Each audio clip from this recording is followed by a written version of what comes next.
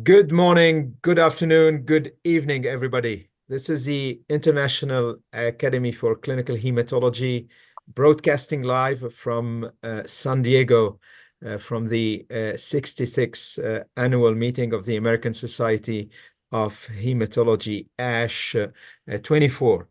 It has become now a wonderful tradition every year to hold this live summary webinar, the take-home messages, the hottest topics from ASH. And I'm very fortunate today to have with me really the top experts in their field, namely Professor Bazarbachi, Professor Malard, Professor Dholaria, Professor Pemmaraju, Professor Kharfan Dabaja, and Professor Zeidan, who will discuss briefly with all of us about their favorite, I would say, findings from this ASH meeting.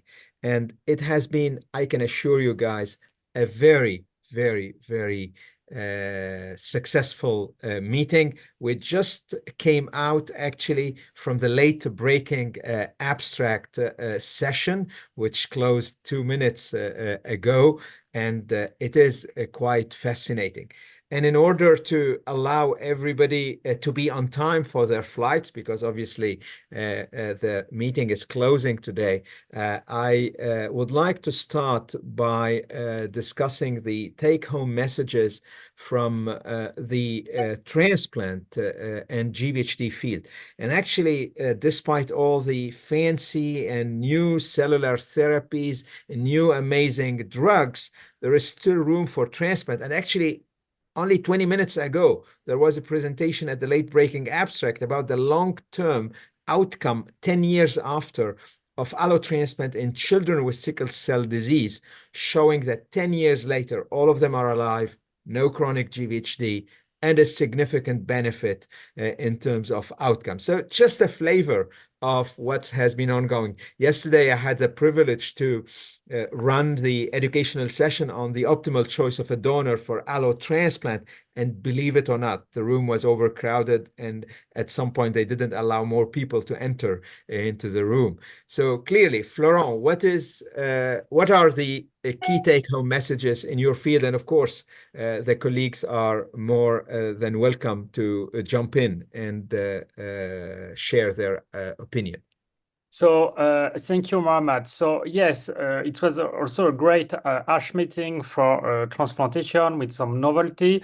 And in fact, this is in the field of graft-versus-host disease that we have the most novelty. You know that for years we don't have any treatments. Now we have some second-line treatment with ruxolitinib for acute and chronic. And we have now a lot of new drugs that are coming. For chronic, we have great presentations by a team from China, Professor Wang, who showed that a new drug that target both ROCK and JAK2. So it combined what we know with ruxolitinib, with belumosudil, and it was very promising to treat chronic graft-versus-host disease. So it was one of the abstracts I really like.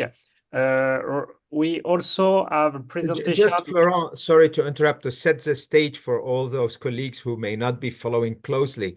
So what you're alluding to is that we have ruxolitinib JAK1/2 inhibitor approved in steroid-refractory chronic GVHD and acute GVHD. We have a ROCK2 inhibitor, belumosudil, which is already approved in refractory chronic GVHD. And the interesting thing is that there is now a new molecule from China combining actually both JAK and ROCK inhibition. So hitting two birds in one stone.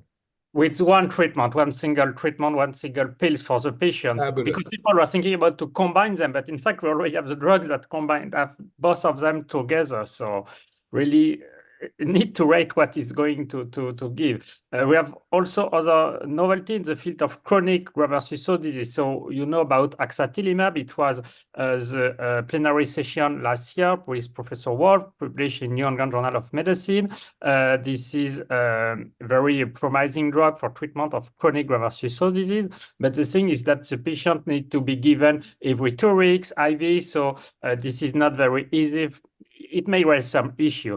And we have also a presentation from a similar mechanism of action on TCF1 receptor that is given orally. So it's also very interesting to see that we have all these new drugs that are coming also with some very interesting results for patients with steroid that fails steroid, that fails ruxolitinib, and that receive this treatment as third or more line of treatment. So we see that within the next year, we'll have a lot of new treatment for chronic graft-versus-host disease, and it's very effective. So it was for the treatment. For acute graft-versus-host disease, we have a presentation also from Professor Zeidan with the result of the GLP-2 treatments, an analog that was used, but in fact, it is a second-line setting combined with ruxolitinib. The results are interesting, but it's still a phase 2, and really need to have some more data regarding the use and the real potential of these treatments before knowing if it's really going to be a game changer in the field of graft-versus-host disease. We also have the opportunity to present during the poster, but we have also a very great session about microbiome in the invited programs regarding how we can use microbiome to modulate the microbiome after cell transplantations to treat in particular acute graft-versus-host disease.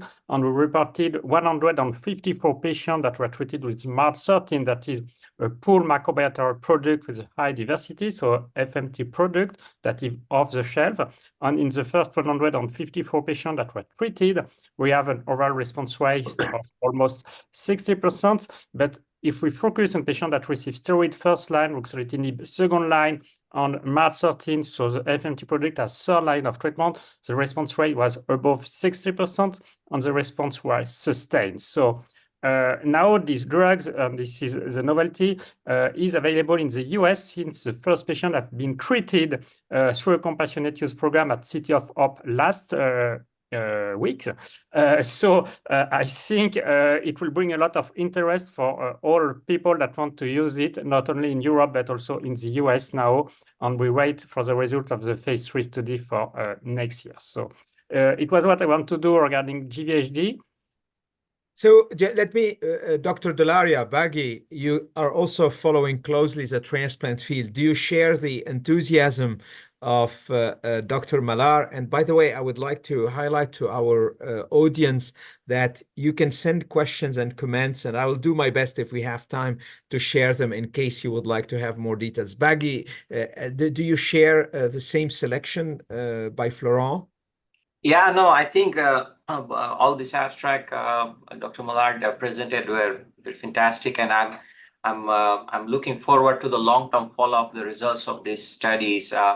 I was also happy to see some of the interesting poster of prophylaxis, new prophylactic strategies. There was a study of combining the low-dose Jakafi with low-dose post-transplant cyclophosphamide. It was a prospective study showing that the acute and chronic GVHD rates were actually quite comparable to the kind of historical PT-Cy. And we run into problems routinely in an older, frail patient with cardiac issue. We are concerned about giving 50 of Cy, where this strategy might be a good option of doing the reduction in the cyclophosphamide to 25 milligrams per kilogram and add 5 milligrams of Jakafi after engraftment as a GVHD prevention strategy, both for acute and chronic. So yeah, a lot is coming.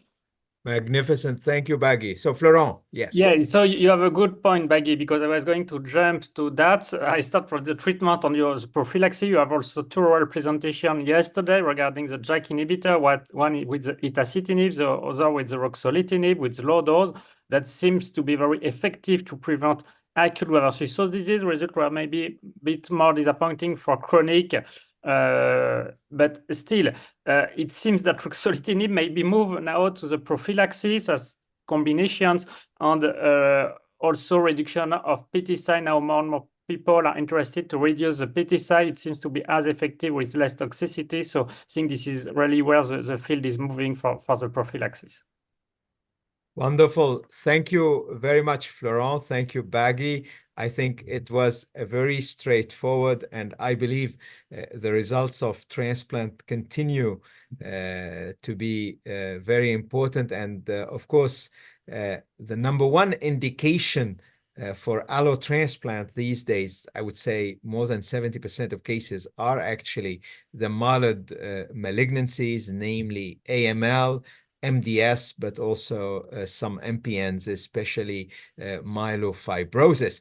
And that brings me to the transition with Dr. Amer Zeidan to speak about MDS and what are the novelties, because I was very impressed, although this is not my field of that I follow closely, to see, because usually there has been a huge disappointment in MDS, many negative trials. I think you've accumulated in the field an impressive record, a track record of negative trials. And I was very pleased to see the long-term follow-up of the COMMAND trial, actually in low-risk MDS, where apparently EPO has to retire now. It has done the job for many years, and now we have to move to a modern era with luspatercept. But I'm sure there are many other things ongoing, Amer. Yeah, so thanks, Mohammed. And again, I think this is really great that we continue to do this, because there is so much in the meeting. And as someone who actually does equal amount of time between MDS and AML, it's just becoming impossible to make it even to half of the sessions. You have to select and choose which abstracts do you go to. And I think many of us are still doing a lot of work after they get home to watch many of the sessions that they did not have the time. And I have to say, actually, this is the most I have done, like 6 a.m. meetings. I think if we continue at this rate, we're probably going to have meetings at like 2 and 3 a.m. So certainly very busy meeting. Round the clock. I think we can do it round the clock. And then, this is, I think, where we are heading. So there would be teams, rotating to attend the sessions. So I thought the best way to kind of highlight both from MDS and AML is to touch on some of the bigger themes without going into a lot of details of like the specific abstracts. And I would start, like, as you were saying, I think that both AML and MDS have seen very major developments in the last, I would say 7 years. But this meeting, unfortunately, there was not a major kind of breakthrough in terms of a new approval or positive phase 3 trial, which I know you guys in multiple myeloma always have at least several. We'll speak about multiple myeloma. Indeed, it's booming. Yeah, but that being said, I think there were like a number of very exciting updates. I think one, we don't talk much about pediatric cancers, and unfortunately, I think the testing is still not, clinical trial not as much, but I think many of us were happy to see that the positive data with blinatumomab, which has been kind of a long standard in refractory B-cell ALL. This is clearly, for those who don't know, it's a bispecific T-cell engaging antibody, and very improved survival in refractory relapse B-cell ALL. And subsequently, last year, it was added within the E19-110 study as a backbone of the consolidation treatment. And there also it improved survival.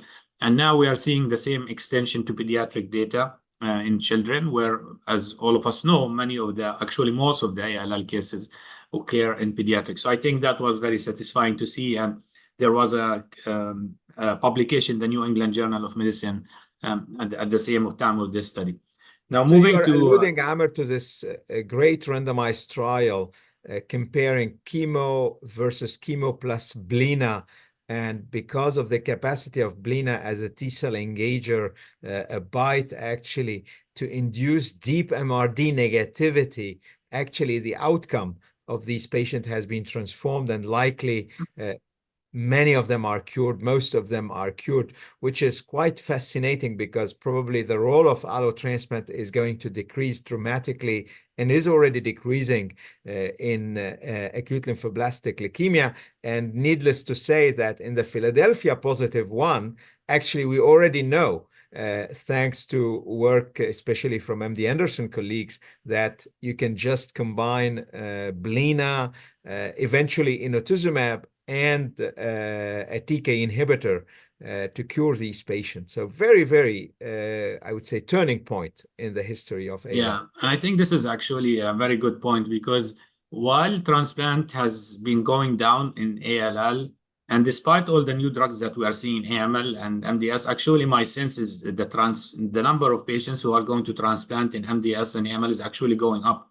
And that I think is a reflection of all the advances you've been talking about, better management of GVHD, better selection of donors.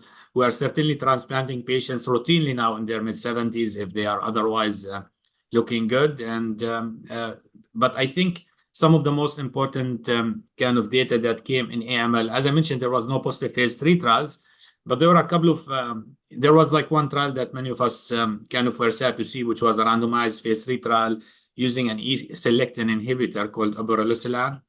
This drug has kind of, you know, a lot of exciting data early on, and many of us were waiting to see the data earlier in the year. Unfortunately, there was a press release that the phase 3 trial was negative, and Dr. Dan DeAngelo presented like the final results from this study. I think what struck many of us is that there was a signal in patients who have primary refractory disease where the OS seemed better, but of course this was not kind of enough for the regulators, and it's not clear to me that the drug is going to have kind of a path for approval. There was actually another smaller randomized trial that we presented from our group in behalf of CTEP, the Cancer Therapy Evaluation Program in the NCI, where we had 7 centers and randomized patients to receive azacitidine with Pimpro versus azacitidine in newly diagnosed unfit AML, with the idea of trying to use the immune activation to improve outcomes in AML. And unfortunately, this was also negative. There was no improvement in the remission. There was actually a trend for worsening in survival. And I think one of the important learnings of that trial was the importance of using the new stratification model by Dr. Donner et al. Because the ELN 2024 does not stratify very well for azacitidine-based approaches.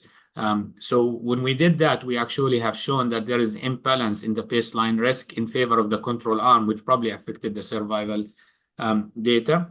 I think other important, there was a number of important abstracts looking at the addition of venetoclax. You know, as you know, venetoclax is being added to everything, I guess similar to how you guys are adding daratumumab to everything in myeloma. So venetoclax is being added to 7+3. This was a poster, but I think was important by Dr. Richstone, 7+3 with venetoclax single arm trial, 50 patients, very good results. Dr. Tapan Kadia also updated results from CLIA with venetoclax. I think both of them are quite promising. And now we actually have an ongoing randomized trial in Europe, a very big trial looking at OS in which 7+3 plus minus venetoclax is ongoing. And that trial clearly could firmly establish venetoclax in the frontline management of AML. And there are a number of, you know, the triplet, I think, data, which again, azacitidine plus another agent.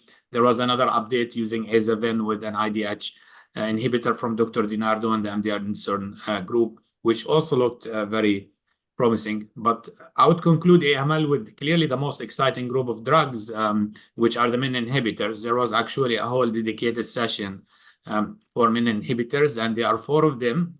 It's almost like a horse race, right? 4 of them, all of them are trying to kind of make it to the finish line. But I would say one of them has been approved recently, correct? Correct. So revumenib, which is the first menin inhibitor to be approved, it was only approved in the KMT2 area range leukemia, so not in the kind of the bigger chunk of where I think the bigger impact is going to happen in NPM1 mutated AML, because that's 1/3 of our patients with acute myeloid leukemia. KMT2 area range leukemia is a very bad disease. Of course, it can be ALL or AML, but it's like around 5 to 10% of patients. But I think, again, looking at the whole of data, most of the drugs started in the refractory lab setting. Most of them are showing good results. Some of them, I think, can be distinguished by the being once a day, you know, not having QTC issues, you know, differentiation, impact, all of that. But all of them seem to have activity in the relapsed refractory setting as monotherapy. And more focus actually in this meeting has been in moving them upfront and in combinations. So I presented on behalf of the Comet 007, a study in which ziftomenib, which is an oral once-a-day menin inhibitor, was added to 7+3 in the frontline setting of NPM1 and KMT2A rearranged leukemia. And the combination was very well tolerated. We did not see toxicities beyond what we typically see with 7+3, no DLTs, no QTc prolongation, one case of differentiation syndrome that stayed on the study. And I think what was quite impressive is the CR rate, which was 100% in the 23 patients with NPM1 who were on the study.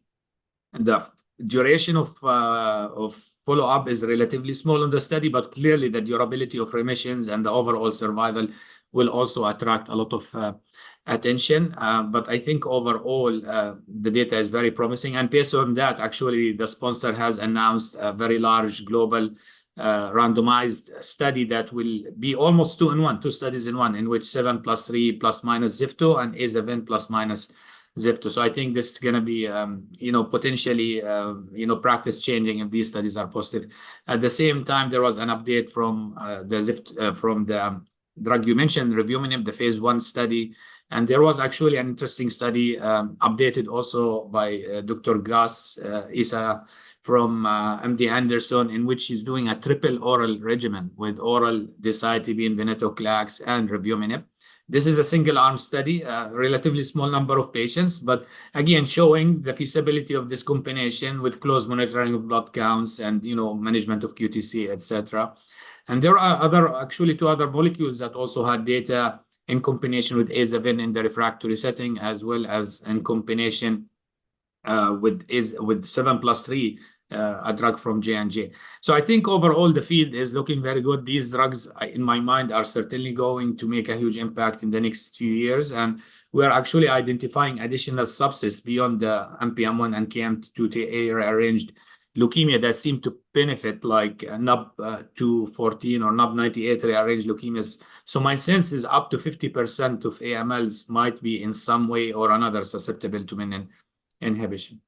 Now, so moving you mentioned, Amer, sorry to interrupt, the popularity of venetoclax and BCL2 inhibition. We have a question from Dr. Shatambudza asking about use of venetoclax as maintenance therapy in AML.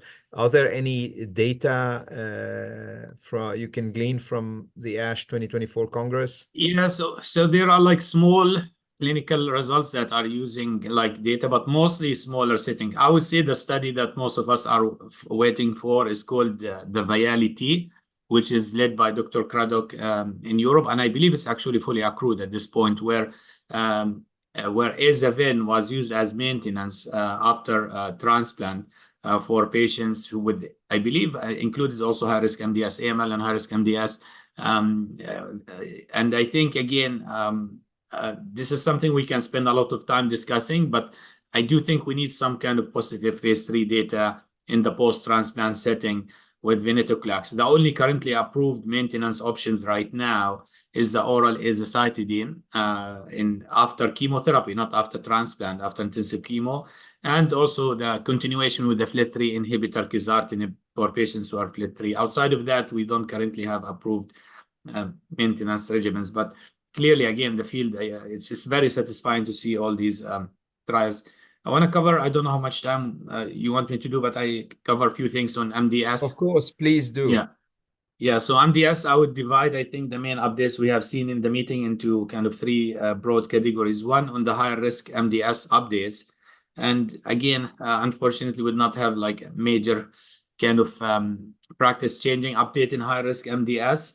But there were a couple of, I think, trials to note. One of them came from China, actually, which a large randomized phase 2 trial that enrolled patients on with high-risk MDS on decitabine plus minus ATRA. So this is actually based on data from China about the differentiation effect of ATRA. And it appeared there was some improvement in the CR rate and some improvement in the progression-free survival, but there was no improvement in the overall survival. There was a lot of discussion from the audience about the data in terms of like some concerns about the design. For example, it was an open label study. The control arm did not have as many cycles of decitabine as the interventional arm. So I don't think this is like this is practice changing. I would not recommend using ATRA based on these data. And I actually would say that there's another study that was press release. It was not presented in this meeting, but used what's supposed to be a super form of ATRA called tamibarotene, which was the only ongoing phase 3 trial in the US right now in high-risk MDS. And this was press released to be negative for the CR as a primary endpoint. So currently the only... Regarding this use of ATRA modulation, I would like to turn a question here to Dr. Bazarbachi, because I think you've been doing a lot of work since many years, maybe just to provide a very quick rationale why, although maybe the clinical results are disappointing so far, but why this could be an attractive path to improve AML outcome. So thank you, Dr. Mohty. So basically, the clinical results, we have a very positive trial from Germany about decitabine ATRA in AML, and results were published in JCO a couple of years ago. And this is following the previous results of ATRA positive clinical trials and with chemotherapy in NPM1 mutated AML. And actually, there is a very strong biological rationale for using ATRA in NPM1 mutated AML. ATRA will correct rapidly within 2 hours all the defects caused by NPM1, both at the mitochondrial level, at overexpression of SAM3, inducing degradation of the oncoprotein, both in vitro and in vivo and on patient blast. However, the design of some of the trials that tested ATRA concomitant with chemotherapy resulted in negative results, basically because you have an antagonistic effect on reactive oxygen species between ATRA and chemo. This is why the German studies were positive. The other studies were negative because the German used the ATRA following chemo and not before. So I think that ATRA and not the other new retinoids is the drug to be selected. The new retinoids have a different mechanism of action on AML blast, particularly in the NPM1 setting. Excellent. Thank you very much, Ali. And I think we need to wait to hear more in the next meetings in the next couple of years about this. Amer, one last question and word maybe, because this is, of course, a topic of interest to all of us, combining new drugs, but also allotransplant. Any advances in TP53 mutated MDS, high risk AML? Any sign for hope there? No, unfortunately, again, if you want a single answer, like a single word answer, no. But there, I think, additional insights we are having. I just want to have, if we have time, just a couple of minutes on the lower risk, because you mentioned. Yes, absolutely. I was about to ask about this. Yeah, the luspatercept. So I think, as you mentioned, follow-up data from the COMMANDS trial in the frontline setting has been shown, looking at long-term responders and the value of getting hemoglobin up to more than 10. And I think, as you said, the totality of the data is strongly suggesting that luspatercept should be the frontline agent. There's still a lot of debate in the field about starting with ESA versus luspatercept in ring sideroblast negative patients. But I think in ring sideroblast positive patients, I think it's very clear that those patients should start on. But also, Amer, I saw, when you look to the subgroup analysis, actually, even the negative ring sideroblast group is taking advantage of luspa. I think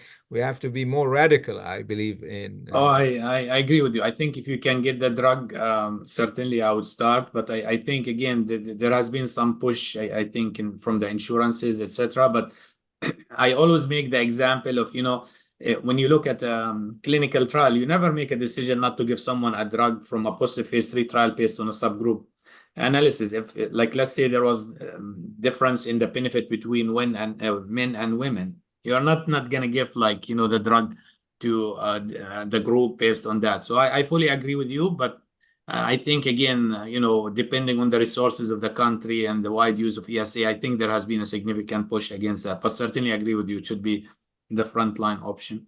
There are like a couple of updates about long-term use of imetelstat, and it's shown activity after luspatercept and HMA and lenalidomide, which is an important clinical question because the Amer study looked after ESA only. And there are a couple of very good studies actually coming from France, looking at both of them are early studies, but one looked from Dr. Sophie Park, looked at late versus early initiation of ESA. And this was a little bit surprising to many of us because it did not show a clear benefit when you think about the early initiation of lenalidomide in the central RIF study, which was positive. But Dr. Park mentioned that this was the first analysis, still an ongoing study, so I'm not sure we have a final verdict on this. And then the second study was presented by Dr. Lionel Ades, in which luspatercept was add-on as an add-on strategy after ESA failure. So this was the first part of the study, which is a dose optimization part. And it showed that you can combine luspatercept and ESA safely. And now the study is going to the second part, which is a randomization of going to luspatercept after ESA failure versus adding the luspatercept to the ESA after. And I think this would be a very important study. And I would conclude with some presentations about oral HMAs, which have been, I think, a very important player in MDS. We already have an approved oral decitabine. There was a presentation on TB53. You asked me about TB53. So in that presentation, propensity score matched analysis showed better outcomes for oral decitabine over IV decitabine. I personally continue to have major doubts about whether there's a major difference in this subset based on the type of the HMA. I personally feel it does not matter which HMA you use, but interesting data. Hopefully we can see additional prospective data building up on that. And lastly, Dr. Garcia Manero from MD Anderson presented on the oral. This is the second oral azacitidine. Your audience might be familiar with the oral azacitidine that's approved in the US after for AML maintenance after chemotherapy. The one that was presented is actually similar to the oral decitabine combination with sidazoridine. It's called Aztec 030. And in the early data, it looks very similar. So we can end up probably in a situation where we have a number of oral HMAs, which certainly make life easier for patients, especially who are on having chronic use of drugs. Fantastic. Before we conclude the transplant and MDS AML part, any comment from the other panelists on how you think this field is going? And because it's always good to have the opinion of someone from outside, not being directly involved. I don't know, Naveen? Yeah, well, this has been exciting. I've learned a ton from this session so far. Maybe a question for Amer. Now we have KMT2A, NUP98, NPM1, maybe menin inhibitors covering that. Of course, you and others leading with FLT3 inhibitors and other targeted therapies, IDH already. I'm thinking in my mind, what are the last bastions of difficult cases? What stands out to me, Amer, is MECOM, inversion 3, some of these other RAS mutations. I saw that there's RAS mutation inhibitors in solid tumors, but what about for us? I wanted to see if you could comment on that. I know you're excited about some of this new era stuff. Yeah, no, I agree with you. Some of the early data are looking at RAS inhibitors. So far, I don't think we have seen similar results to what you have seen in solid tumors, but you highlighted, I think, two subsets of AML that continue to be very challenging, in addition, clearly, to the TB53. I think those are the areas where I think it's most challenging. I think ultimately, in my mind, as we go to area where we combine even more agents, I always look to myeloma as the example of what we should do in AML and MDS, and we already exploring triplets, but some of the studies actually, a sponsor actually already announced a quadruplet study with a FLT3 inhibitor, a menin inhibitor, and 7+3. So I think you are going to see more and more of this. And the bigger issue clearly is we don't have as many patients as multiple myeloma. So it's going to be, you have to choose about which are the studies that are most impactful so you can change the standard of care. But you're absolutely right. AML continues to be a tough disease, but we are making huge strides. You know, in my relatively short career, like, you know, over 10 years since I have been attending, it's just amazing to me how AML completely swept change, and MDS is starting to do the same. And I'm sure for you, the same is for MPN. I think so. That's So, well Mohamed, said. Yes. So I have a really quick question, which is a real world challenge. I mean, I am a transplant physician, and I always have this debate of TP53 mutated AML. And I think the challenge is, if you do the transplant, perhaps you may see some patient that could have some extension in survival, although not that great, right? I mean, by 4 or 5 years, only a handful will remain alive. So what remains in your clinic, the management for TP53 AML? I mean, I know that clinical trial continues to be the best choice for those patients, obviously, but in real world, when trial is not available, when a patient doesn't have that option, when they don't qualify, how do you approach those patients? Yeah, this is actually a very good question and really a very tough challenge. I would say that although I am not a transplant or a leukemia doctor, I'm actually a very strong advocate for transplant in otherwise eligible patients. I strongly feel that you should not decline, or, you know, again, some of our colleagues in transplant would decline to transplant some of otherwise fit patients just because they have, like, again, complex karyotype by, you know, biallelic TP53. I think you need to have an informed discussion with the patient, because there is certainly around 15 to 20% tail at the end of the curve. So there are some patients who are who survive transplant, and I can tell you from my own experience, I have several patients who are alive several years after transplant with TP53. The problem is we have no idea how to predict who are these patients. So in my opinion, you need to have an informed discussion with the patient and proceed with transplant as long as they accept the risk. Now, there are other considerations about, you know, transplant outcomes being publicly reported, and I feel like there's sometimes like some hesitation about trying to transplant these patients. But the other aspect, in my opinion, is you know, having very realistic expectations with the patient. And I understand in some countries you might not be able to transplant the patient if your expected survival is like, you know, 15 to 20%. But I am humbled by some patients who I absolutely thought no chance they are going to be alive, and they are still alive 3 and 4 years after. Thank you. Thank you. Yes, one last word, because I want Amer and Florent to be able to catch their planes on time. Florent. So one comment, and I will go after for my plan. Yeah, and we are going to transplant these patients TP53 if they are in complete response, and we try to be aggressive for the prophylaxis after to combine venetoclax as a cytidine DLI, because it's the only way if we want to cure in these patients. Otherwise, if you are just going to do the transplant, we know they are going to relapse. So we need a complete platform. So it was just the only things I want to add on. I will leave you, sorry guys, to catch my plane. Safe Goodbye. travels, Amer, safe travel, Florent. And I know also Dr. Kharfan will need to catch his flight a little bit later. So I will move to the CLL topic. Mohamed, you were absolutely excited about the French trial, Eradicate or something like this. I think the acronym, I forgot what was the acronym, in the frontline setting, which is really good news, because again, CLL natural history has been transformed over the last few years. We have all of these small, lovely molecules, starting with ibrutinib, acalabrutinib, zanubrutinib, amazing safety and efficacy profile. I think we have now pirtobrutinib and maybe CAR T cells coming into this field combined with BTK inhibitors. So what are your take-home messages there? Oh yeah, no, thank you so much. I think this was probably one of the most exciting ASH meetings for CLL, I would say.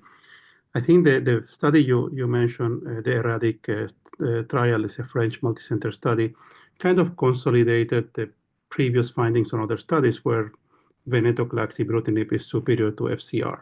But I think what we see in this ASH meeting is now different questions. It's not just which is better. The question is, okay, we know it's better, but what is it that we can learn from in terms of, are there particular somatic mutations that will predict which patients will have better outcomes? Are there clinical findings that can predict who are the patients that can actually have early undetectable MRD and so on and so forth. But kind of the way I organize this is in terms of the frontline study, the study you mentioned, the ERADIC trial, is a study conducted by the PHILO group, the French Innovative Leukemia Organization.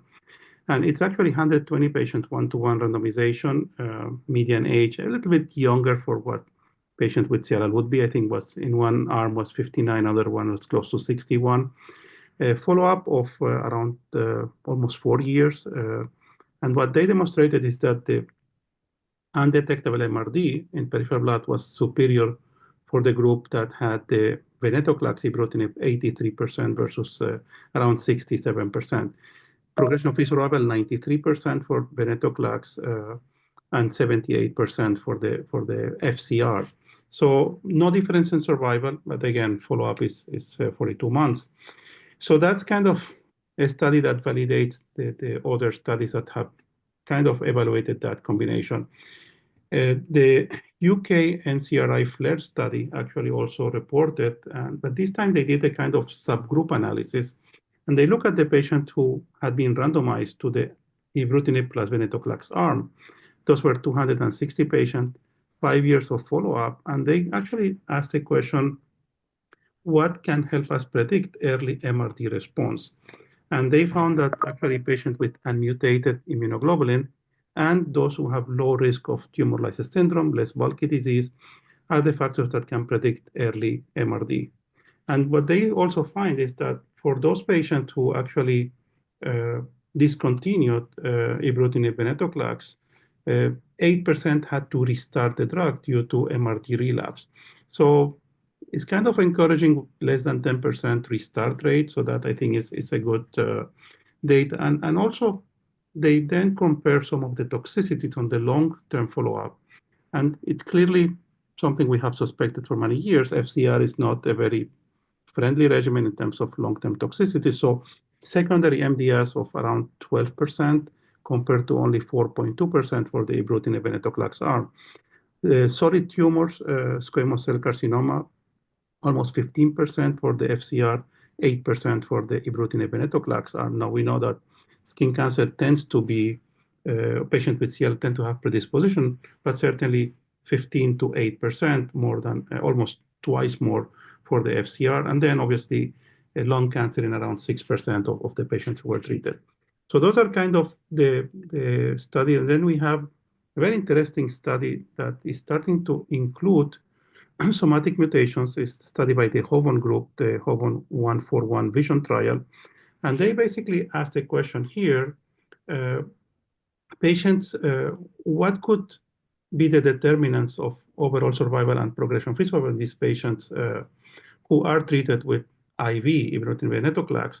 And they found that mutations in BCOR, CCND2, and RAS, that was previously discussed in the myeloid leukemia, and EXPO1, what we call collectively BCNX mutations, tend to predict for inferior minimal residual disease, progression-free, and overall survival.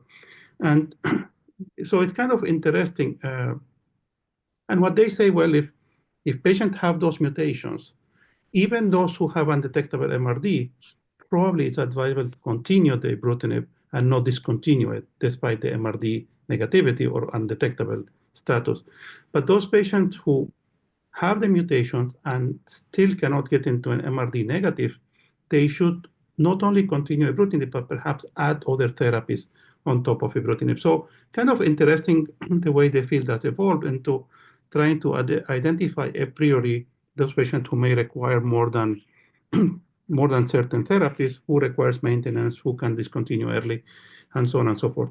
I would say another very Dr. Dholaria wanted to comment on this, I think. Yeah. So I had more of a pragmatic question. You know, when I see a new CLL, right, and I'm discussing chemoimmunotherapy, especially young patient, chemoimmunotherapy versus this novel combinations, looking at the data of time-limited ibrutinib venetoclax therapy, right? This is not till progression, time-limited therapy, and very impressive sustained undetectable MRD rate. When you talk with the patient, do you say that we might be curing a subset of patients with CLL with this novel therapy combination? Because FCR, we used to say maybe we'll cure a few people, but now it looks like that this novel therapy combination might be also able to get at least a subset of CLL to that endpoint. What do you say, Dr. Dabaja? So I would say, Dr. Dholaria, that I think the big challenge for calling cure really remains how good our tests are to detect persistent or residual disease. And again, I think if you were to push a little bit the needle in terms of depth of response, we know that those responses with undetectable MRD4 or 4-color flow cytometry, when these patients get into 6-color flow cytometry, you may still detect some disease. So I think there is a little bit of hesitation into what is called cure. But certainly the the need to restart therapy of around 8 to 10% probably hints to the fact that there is a group of patients who could potentially be cured by this combination. So I think with more time, with better therapists, or with better actually methods to detect depth of MRD, certainly we could be more assertive of calling those cure. But I would say that progression-free survival continues to be one of the most important endpoints here, and also duration of responses, obviously.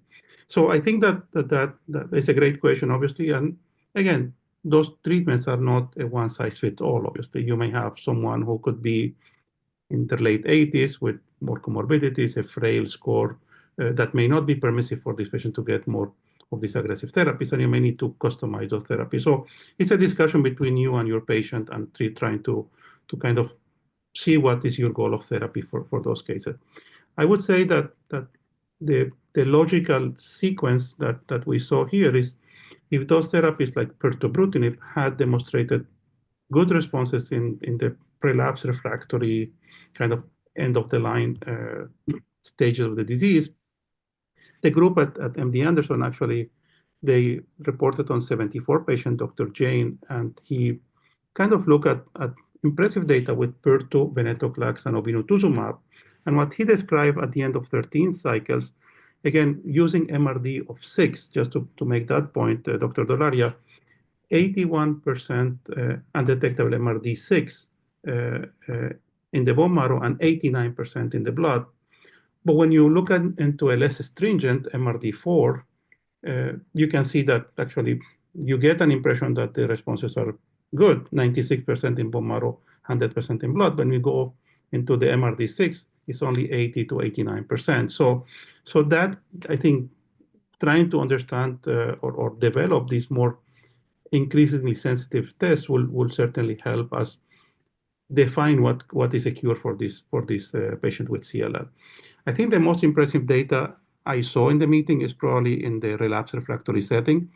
And I think there is a strong competition that is starting to build up against CAR T-cell therapy, in my opinion, with bispecifics, particularly epcoritamab, and also with some of the BTK degraders. Impressive data, I would say. So let me start with the CAR T. So as all of you know, there is a CAR T that's approved for relapse refractory CLL patients who have received at least 2 lines of therapy, including a BTK and a venetoclax, and they have been either resistant or intolerant to those drugs.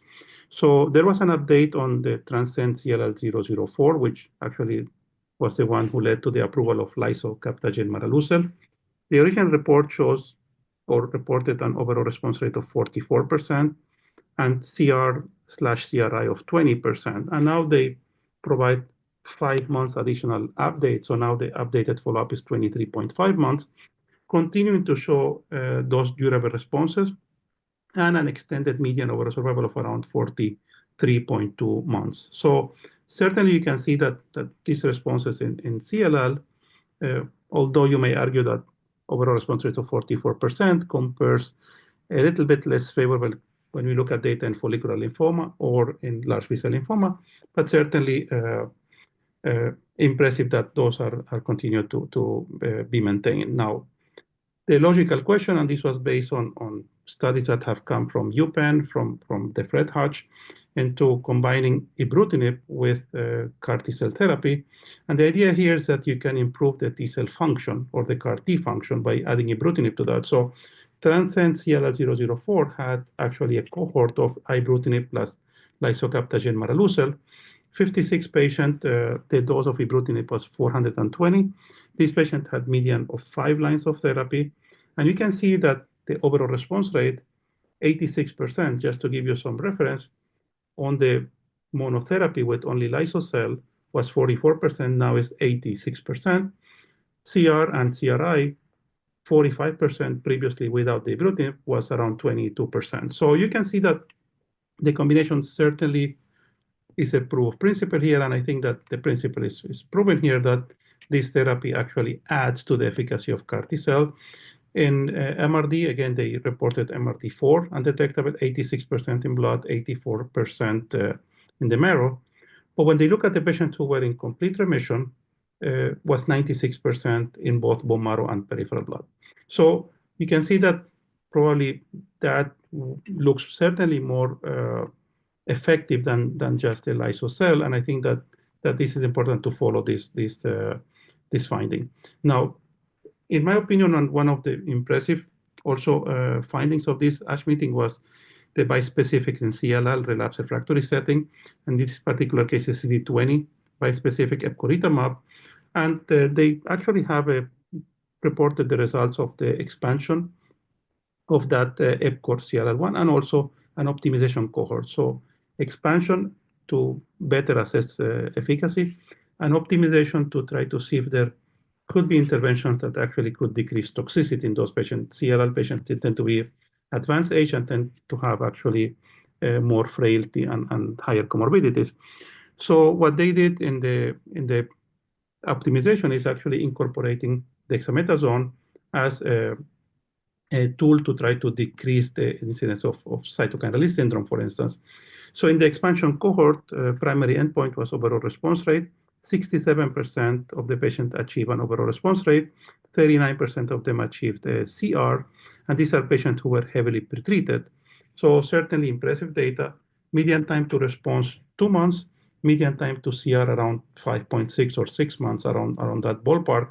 So certainly important to actually give time to those patients to achieve that CR. So they probably will get that best response in 5 to 6 months or so.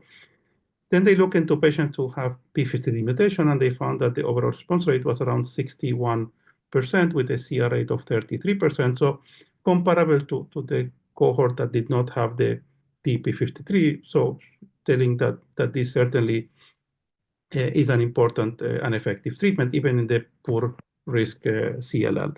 In the optimization cohort, they were able to see significant decrease in the severity grade of CRS, where most of the patients ended up having around grade 1 CRS or so. And I would say that the BTK degraders, the sessions I attended, actually 2 of them, one is NX-5948, and the other one is BGAB 16673. And certainly important, these are agents that can overcome BTK resistance.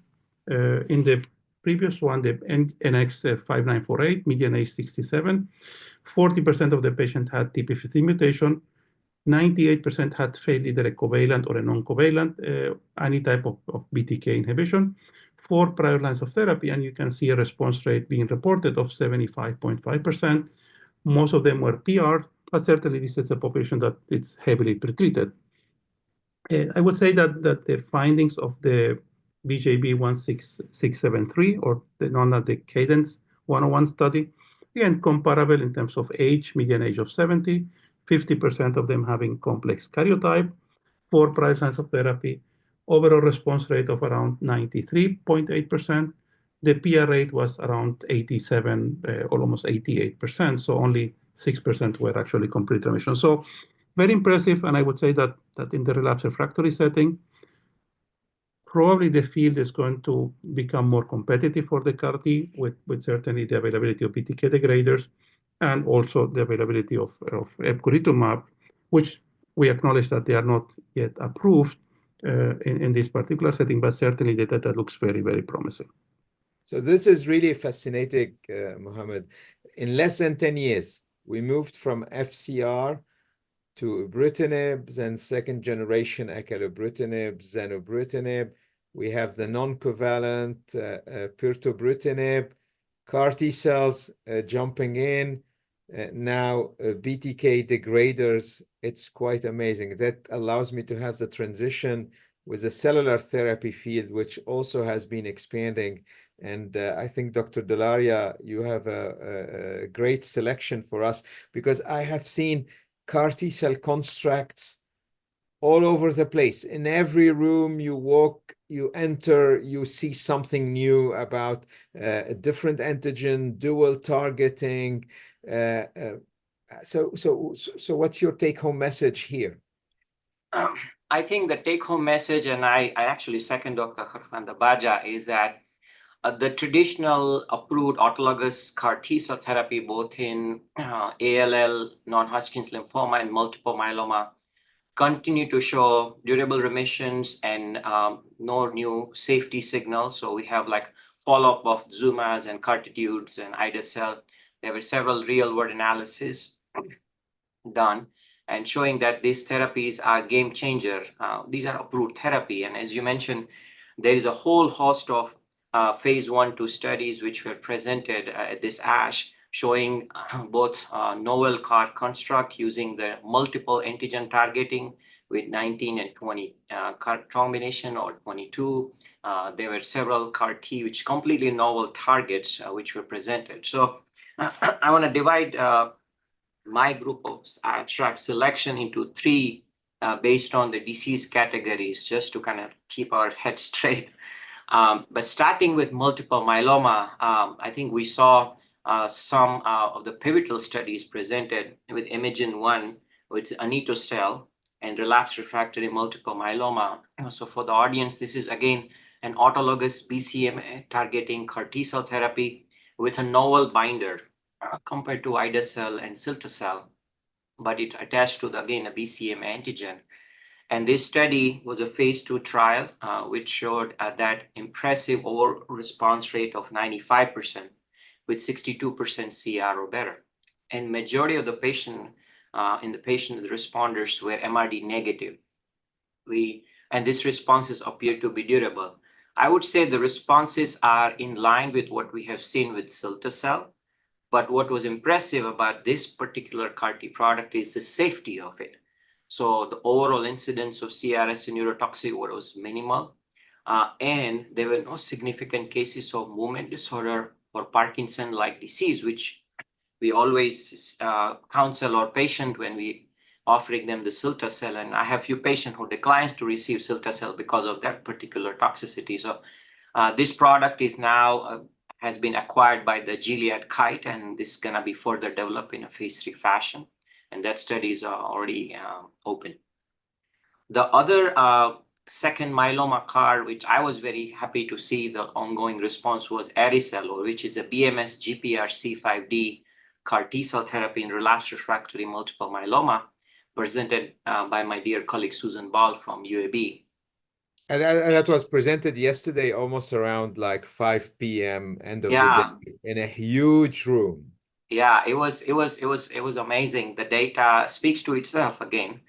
We have last ASH and ASCO, we have like some early, I would say a trailer of what is coming. But this ASH presentation, I think, kind of consolidate on the previous finding that this is a novel CAR target, not novel completely, I would say, because we have talquetamab, which targets the GPRC5D, but this is the CAR study, which targets a non-BCMA agent in relapsed refractory multiple myeloma, and it showed that the overall response rate was 91% at a recommended phase 2 dose.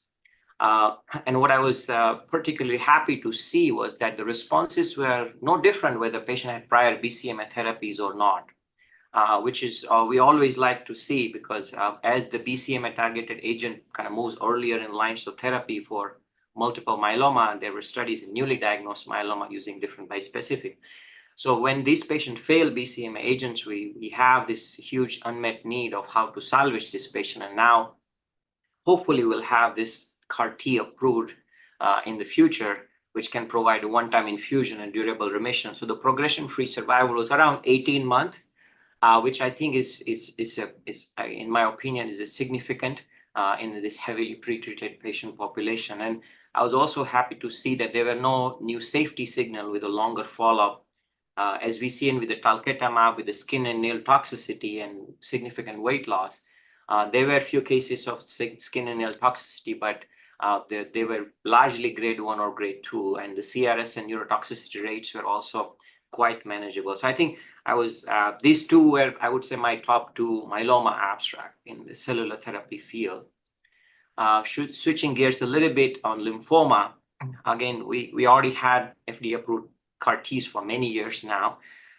Nothing too game-changing, I would say, in my opinion, but we saw some novel CAR-T. We saw the dual CAR from MCW with a 19 and 20 bispecific CAR-T, showing that the long-term PFS around 40%. So these are the institutionally grown CAR-T and larger cohort on phase 2, the 49% CR rate. So, and quite safe. So it's, I would say, time will tell how we will go on through the regulatory. I saw a few abstract in Hodgkin's lymphoma. So we had prior papers and abstract of CD30 targeting CAR T cell therapy in Hodgkin's lymphoma. But although they had a good overall response in the CR, majority were still relapsing. So I think the PFS was a problem in the early version of CD30 CARs for relapsed refractory Hodgkin.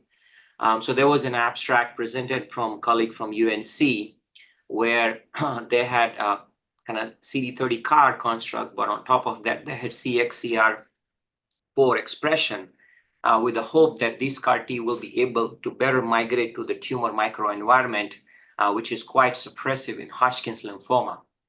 In their phase 1 study with this novel CAR constructs, they had heavily pretreated patient population and still had a CR of 67% and no new safety signal. So one would hope that this CR will be durable.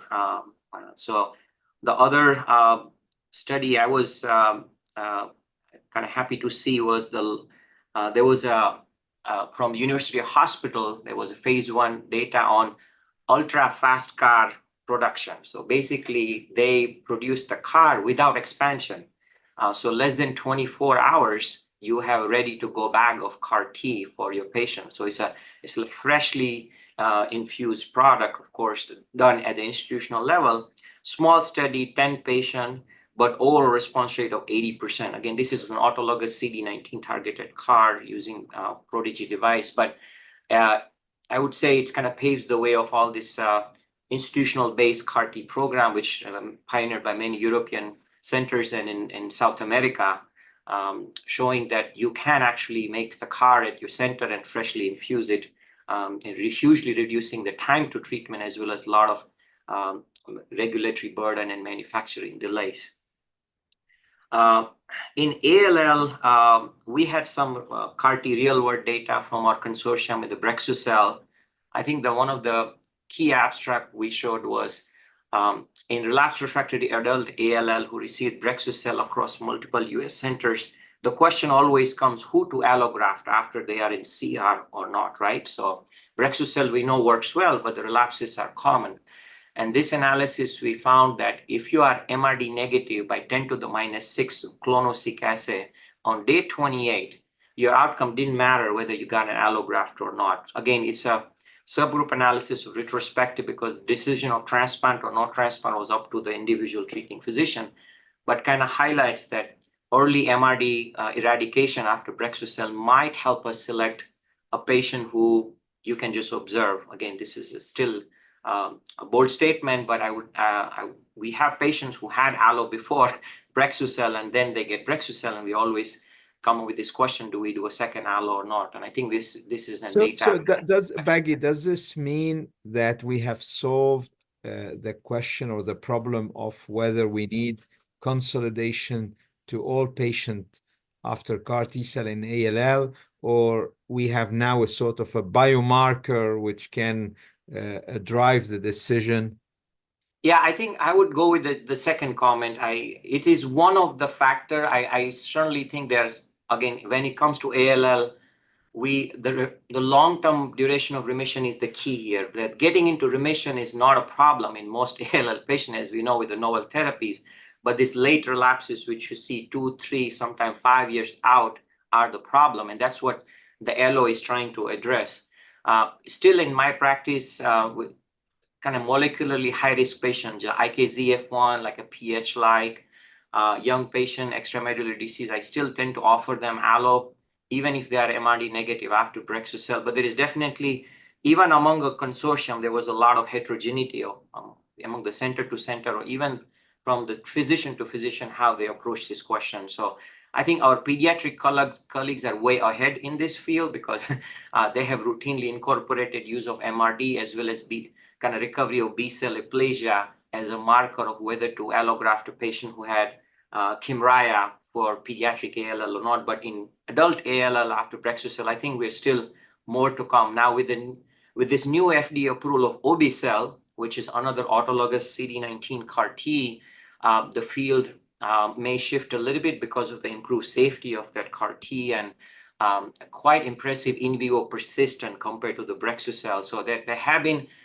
some discussion whether if you do an obe-cel for adult relapsed ALL, maybe you don't have to allograft them. At least that's what the company want us to convince. I'm not completely sold on that idea. I think I want to see the long-term follow-up, that Felix trial, to really, before I make that my mind. Thank you, Bagi, and I'll say goodbye to Professor Kharfan Dabaja, who is heading to the airport right now. This is really fascinating, Bagi, and well, I see Naveen looking a bit frustrated about no CAR T cells in MPNs. I think he has a CD123, right, Naveen? Like you did mention that at some point. So, but because we are in lymphoma and you mentioned lymphoma, we'll talk about ALL, I would turn to Professor Bazarbachi to give us his take-home message about lymphoma. And actually, it looks like things are moving nicely. I just listened earlier this morning. It was at 7:30 a.m., the late-breaking abstract about tafasitamab.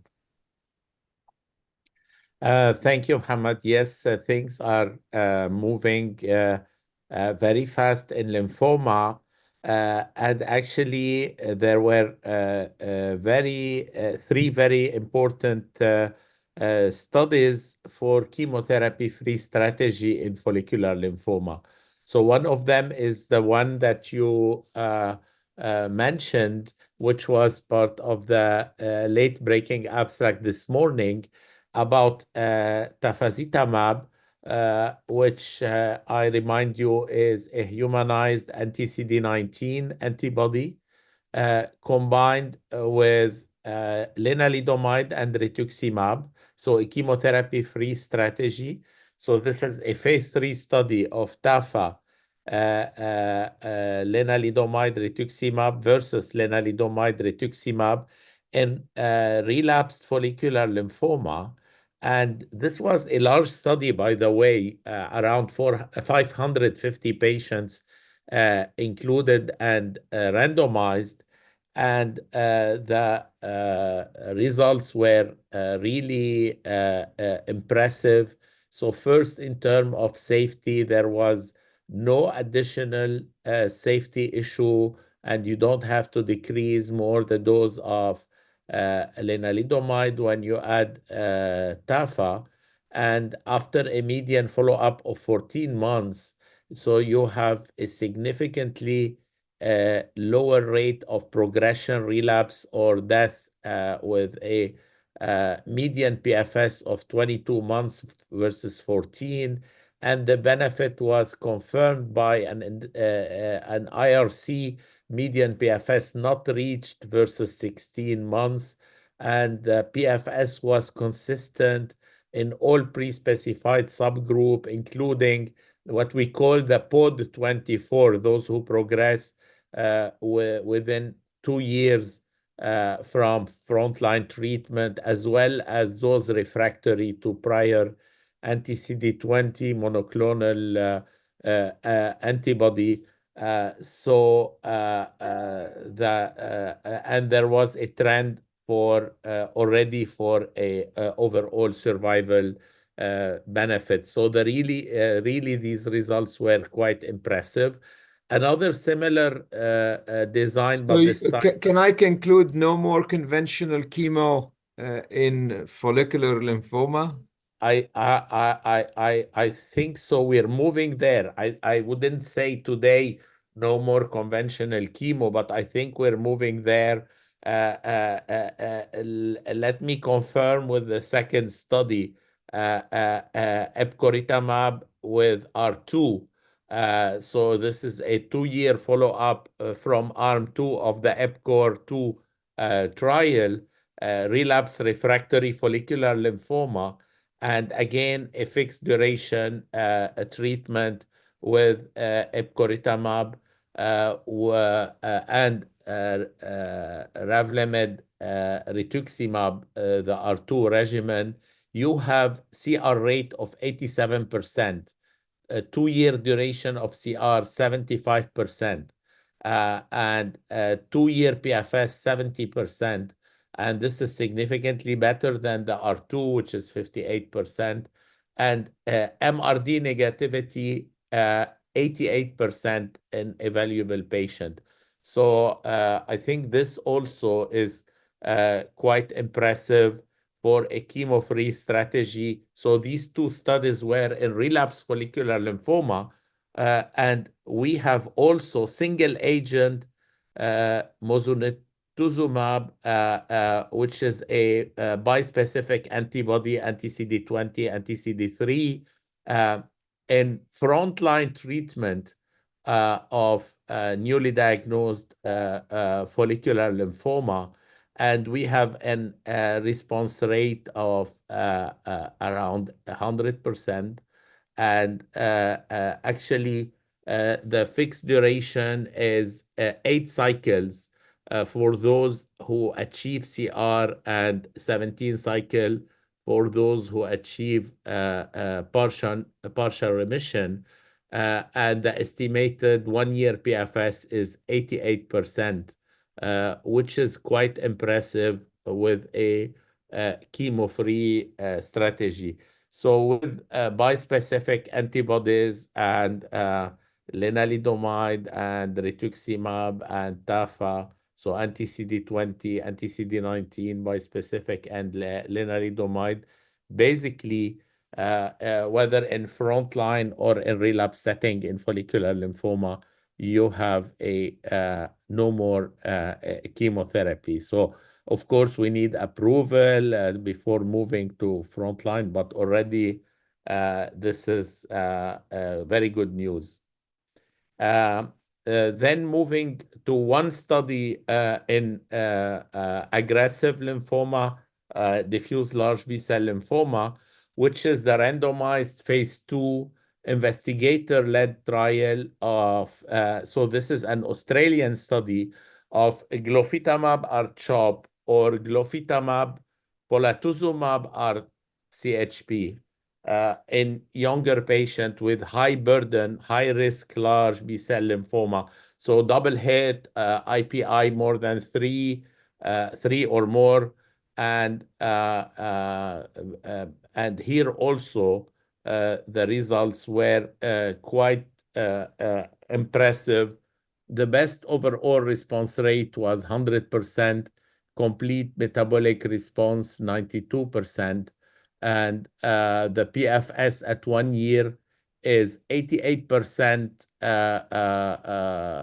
for those treated with glofitamab R-CHOP and 95% with glofitamab Pola R-CHP. Of course, we need a longer follow-up, but when, I mean, contrary to follicular lymphoma, in diffuse large B-cell lymphoma, particularly those with high IPI, as well as those with double hit, to have 95% 1-year PFS is quite impressive, because these patients in general, they do relapse quickly.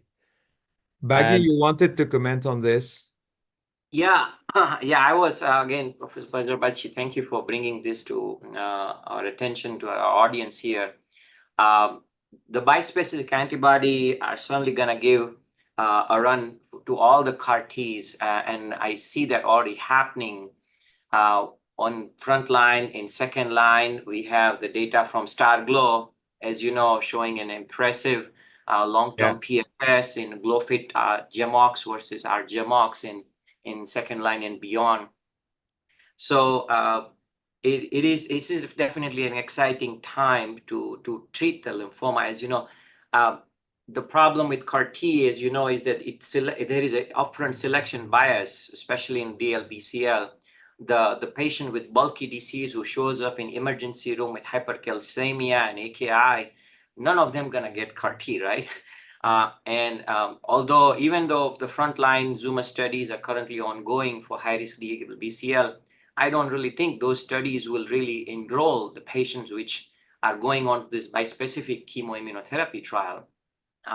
So it is not an apples, it is an apples and orange comparison really when you're looking at PFS of CAR versus bispecific, where inherently the bispecific treated patients are sicker, in my opinion. And even in real world, we have used glofitamab as a bridge to CAR-T in actually a number of patients now, given the rapid responses we see with just one cycle. So I think it will shake out in the next 4 or 5 years, like where the bispecific will fit in. But I do see a future where we'll be using less and less chemo and more immunotherapy-based approaches. And I think bispecific will be incorporated at every level of the care. Think bispecifics, whether ALL, lymphoma, myeloma. Yeah, it's booming really everywhere. A turning point, and actually having bispecific induction or bridging and then consolidation with CAR T cells, single shot and done, would be attractive. Yes, Ali, sorry. So I would like to finish with 2 abstracts on mantle cell lymphoma.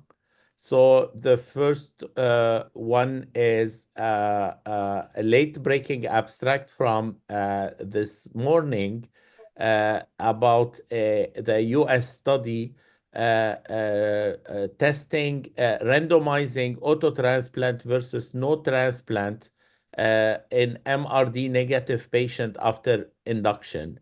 So patient receive induction, mostly chemoimmunotherapy, mostly rituximab and high-dose cytarabine.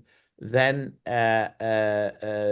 MRD is assessed on bone marrow and by PET scan. So MRD negative patients were randomized to autotransplant followed by maintenance rituximab or maintenance rituximab 3 years alone.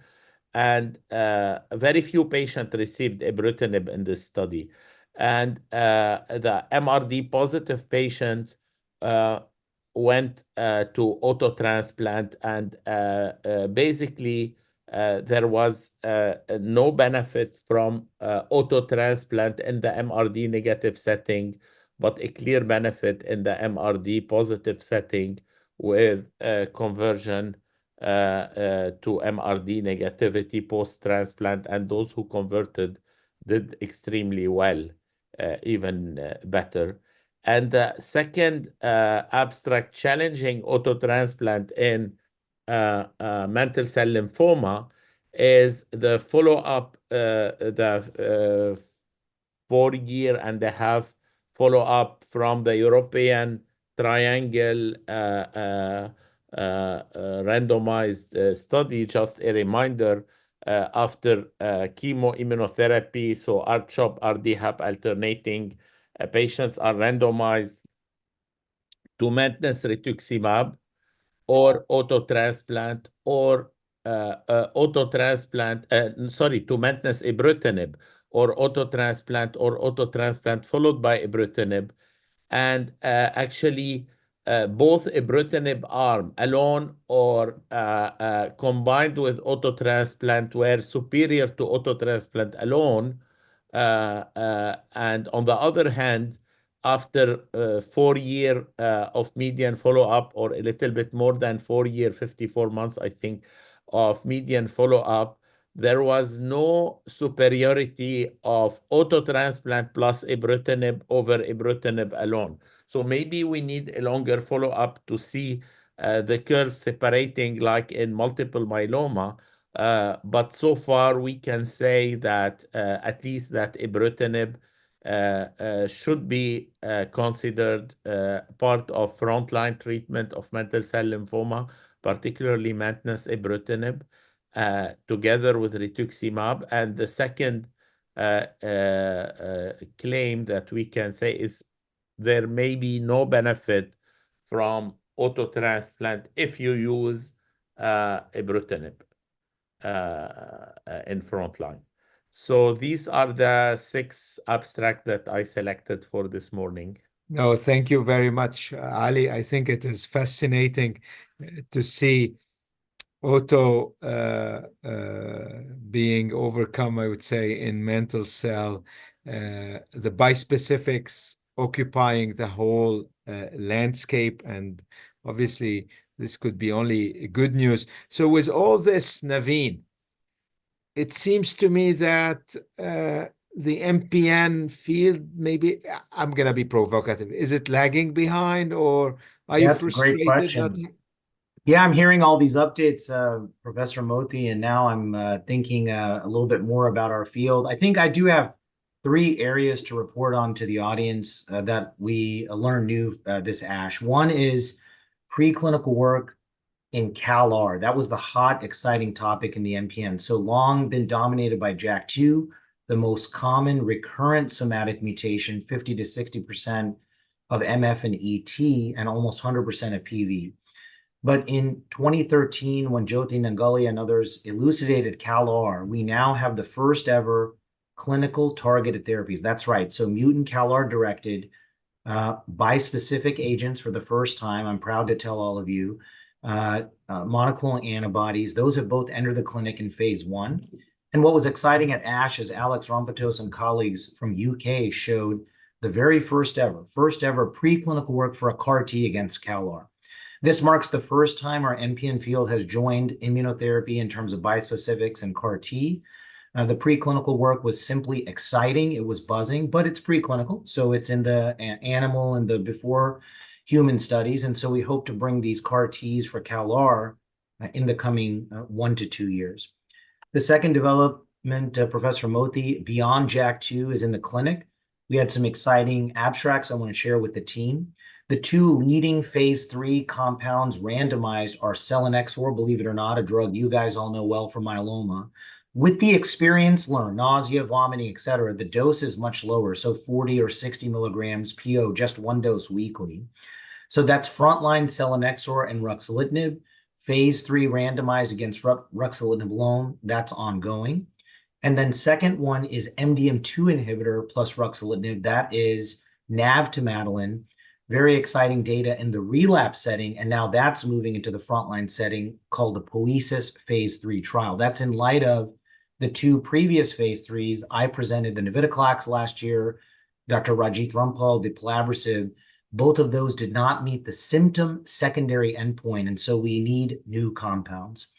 And then the third one is some exciting new data that we learned about. Elritercept is the next drug, presented by Professor Claire Harrison of UK. This is the Restore study, 73 patients treated.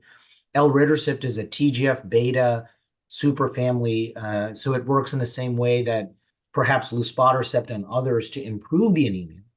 But Mohamed, what we learned is that in this trial, 29 patients monotherapy, 44 patients combination with Rux, both arms improved not only the hemoglobin, but they also saw symptom and spleen benefit from the combination. This is very exciting in terms of disease modification. So Elritercept Restore study continues, ongoing exciting results.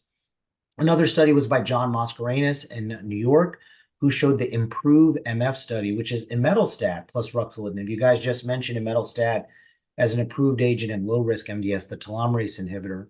So this one is not yet approved in MF. It is in a phase 3 ongoing study for relapsed refractory myelofibrosis, still ongoing, not yet approved. But in this combination study, as an add-on, you're already on your JAK inhibitor in myelofibrosis, add in the imetelstat at various doses. First 17 patients showed some promising safety and efficacy, and that study is ongoing. One last abstract, Mohamed, to discuss is Professor Teferi of Mayo Clinic had a stirring abstract on TP53 mutations. All of you have mentioned that in all of your topics. And interestingly, we don't usually check for or see TP53 in these chronic MPNs, so ET, PV, chronic MF. But he showed very elegantly that if you have multi-hit TP53, or even possibly complex cytogenetics with a high TP53 VAF, even if you're an early chronic phase MPN, we traditionally think those patients do well, not so fast, that this is in fact appears to be a poor prognostic feature. And what he calls upon is to include in the new classifications under a TP53 myeloid neoplasm, include these previously thought of earlier malignancies as ones that potentially may not do well. I thought that was very an important finding. Again, emphasizing, Mohamed, if we need to check molecular mutations on all these myeloid patients, so beyond JAK2 in the MF. So let me pause there and get your reaction on this. But there's a little bit of new movement in this new era. I would describe it, Mohamed, as beyond JAK2. Excellent, Naveen. Wonderful summary. So the question, I think, and maybe Ali and Bagi can jump in, is are we able to, for those patients who are in need of an allo transplant, who can receive an allo transplant, combine these new agents and the allo before allo, but maybe as maintenance after allo? I don't know. What is the thoughts of the group? I'm going to comment on it before allo, but I'll need Bagi to tell me after. So yes, that's exciting. So let's emphasize for our viewers, Mohamed, that in MPNs, the only curative modality is allo transplant. So I'm a big proponent of that for intermediate high-risk myelofibrosis. And now that we have more and more data on allo, this is becoming clear. In the earlier MPNs, we're not yet using allo, so that's ET and PV. But in MF, I'm a big proponent of reducing the spleen with either the JAK agents or the novel agents, clinical trial always preferred, and then going into allo transplant. We have not yet perfected post-transplant maintenance in MPN, so we're not as far as AML and other fields. But Bagi, if you want to comment on allo and MF, it's such an important one, but we can't get all of our patients to you.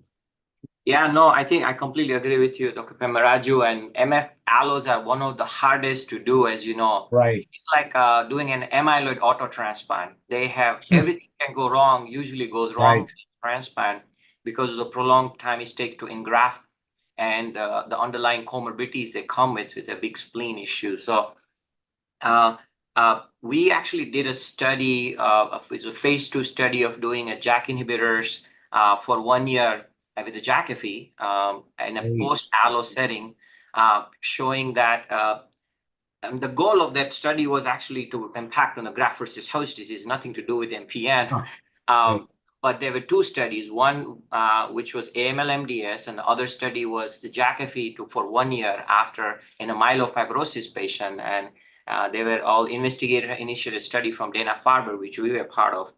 And basically, both studies showed that you can do up to a year of maintenance JAK inhibition after an allograft without impacting engraftment, because that was the initial concern that if you do peri-transplant Jakafi, could this worsen the cytopenia or time it take to engraft? And both of these studies showed no concern, no higher infection rate were seen. And surprisingly, then GVHD, or not surprisingly, graft versus host disease was minimal compared to the historical TAC methotrexate, TAC MMF.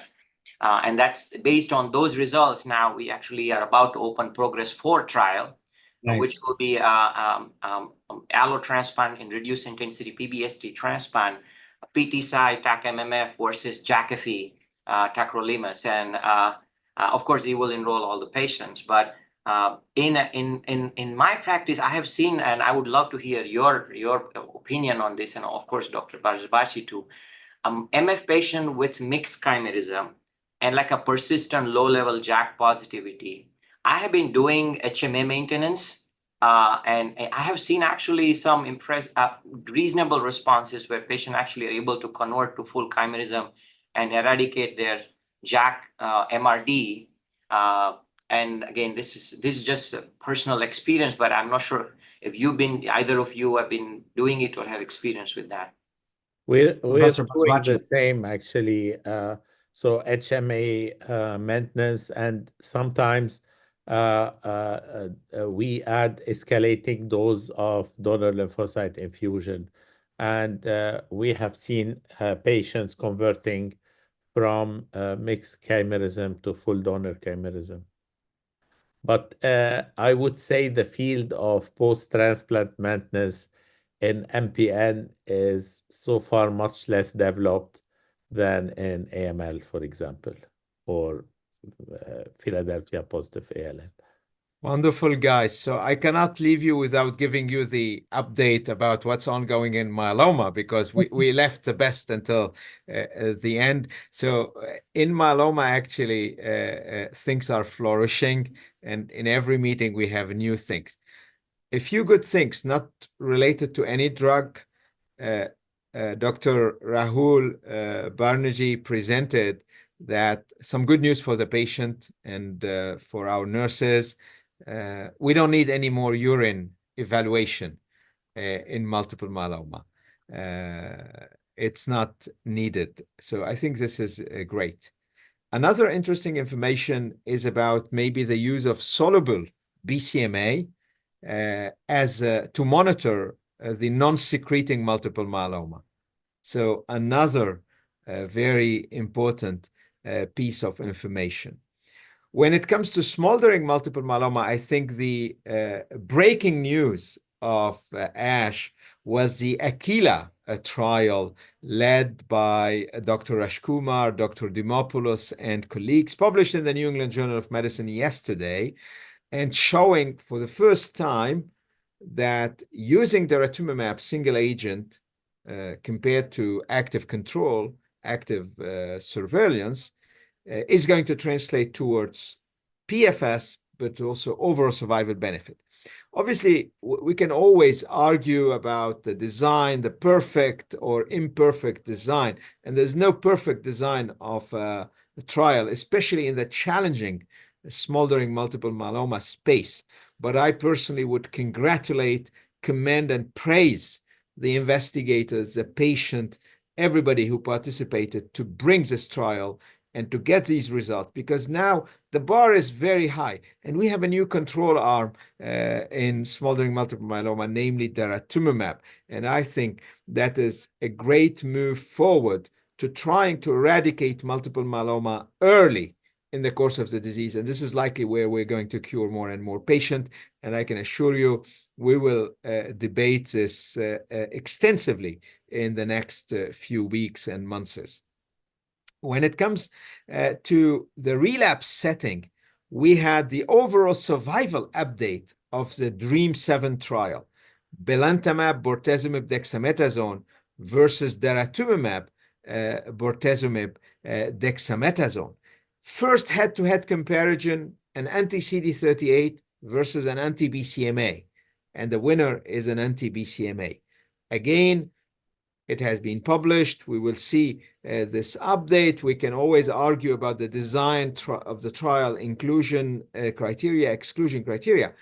But the bottom line is that there is an overall survival advantage. And this is relatively rare, especially in multiple myeloma, with all the possibilities and available agents that patient can get at time of salvage. So clearly, overall survival advantage. And the other important piece of information is actually about the safety profile. And by extending the lengths of the cycles, by giving it every 3 months, and for instance, the belantamab, the antibody drug conjugate targeting BCMA, and this is so friendly for the patient, actually, you can drastically reduce the keratitis and eye side effects. So really, very, very good news.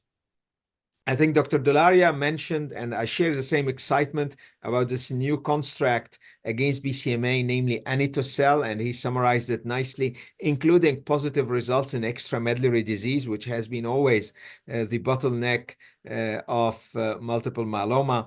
But we have also, we mentioned a lot bispecific in everything. Myeloma has the trispecific now. ISB 2001. Targeting both BCMA and CD38. So trying to hit 2 birds with 1 stone. And actually, of course, it's a phase 1 dose-finding study. Always it starts like this. But these patients have already failed other anti-BCMA therapies. So you would imagine how advanced they are.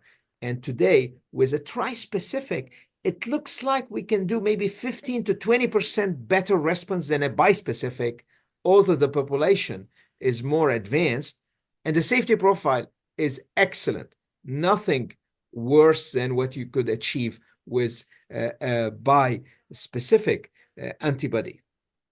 And last but not least, we have several trials actually bringing these bispecific antibodies, teclistamab, elranatamab, talquetamab, first into new combinations. So combining with pomalidomide, combining anti-BCMA plus daratumumab, combining two bispecific antibodies. But the other thing is that they are moving into earlier in the course of the disease. For instance, Majestic 5 trying to bring teclistamab into maintenance therapy. Very interesting, very exciting data, because the rate of MRD negativity is proving to be very, very deep when using these bispecific antibodies very early in the course of the disease, with or without transplant, actually. But my only word of caution, and this is true for all bispecific antibodies, is about the infectious complications. And despite some stringent measures of giving immunoglobulins, of antibacterial, antiviral, antifungal prophylaxis, etc., we still see these infectious complications, the opportunistic infections, maybe 25, 30%, grade 3 and 4. So a word of caution that there is something we need to do with the T-cell exhaustion related to bispecific. And this is why I was very pleased to see a poster actually yesterday evening from one of the magnetism trials. I forgot the number, but they were mentioning that it is elranatamab, for instance, as part of this study, was given to a proportion of patients every 2 months. So I think the field needs to move into longer cycles of bispecific. And last but not least, to be fair, we had Dr. Eliasmeh, who updated the result of the HD7 trial. This is isatuximab VRD, bortezomib, lenalidomide, dexamethasone, as an induction prior to transplant. And the results are very impressive and are further confirming, actually, that quadruplets are likely to be used to everybody, at least if you are fit. You can sneak in transplant with or without, but it is about quadruplet to everybody. ISA VRD, DARA VRD, ISA KRD, DARA KRD. We can debate this. So you can see we mainly addressed malignant diseases today, but of course, there are huge advances in non-malignant diseases. I had the pleasure to attend earlier today something about anticoagulation, the ADOs. It doesn't look like that giving less ADOs is equivalent to giving the standard dose, in thrombotic complication. So whereas in myeloma, Dr. Manier presented the IFM trial in the elderly frail patient, where less is more. When you skip dexamethasone, actually, you improve the outcome of these patients. So the field of hematology is really fascinating. I hope everybody has enjoyed this take-home message broadcast brought to you live from San Diego. I'm very grateful to all the experts who kindly dedicated more than 90 minutes of their time. I know everybody's rushing to the airport. Actually, Baggy has already arrived. He's with his white coat taking care of patient. And actually, I would like also to take this opportunity of while we are debating about the advances of we've seen at ASH, I would like to spend 1 second to say a big thank you to the incredible healthcare professionals who remained behind to care for patients while we were attending and enjoying the advances at ASH. So they have our deepest gratitude, because their dedication, selflessness ensure that patient care remains a constant priority, even as the field advances through events like this IACH 24. So thank you for your compassion. Thank you for keeping the heart of healthcare beating strong. And of course, if you would like to learn more about what happened at the IACH 2024 meeting, you know the tradition. The International Academy for Clinical Hematology will organize several dedicated roundtable debates with the different experts dedicated to lymphoma, to myeloma, to MPN, to cellular therapy, to transplant. And I think between now and the end of January 2025, you will be absolutely spoiled with the amount of analysis and information that will be brought to you by the top expert in the world. So thank you all very much. This is the IACH across the globe and across the hematology field and around the globe. Thank you very much. Safe flights, take care, and see you soon. Thank you, Professor Thank Mohty. you.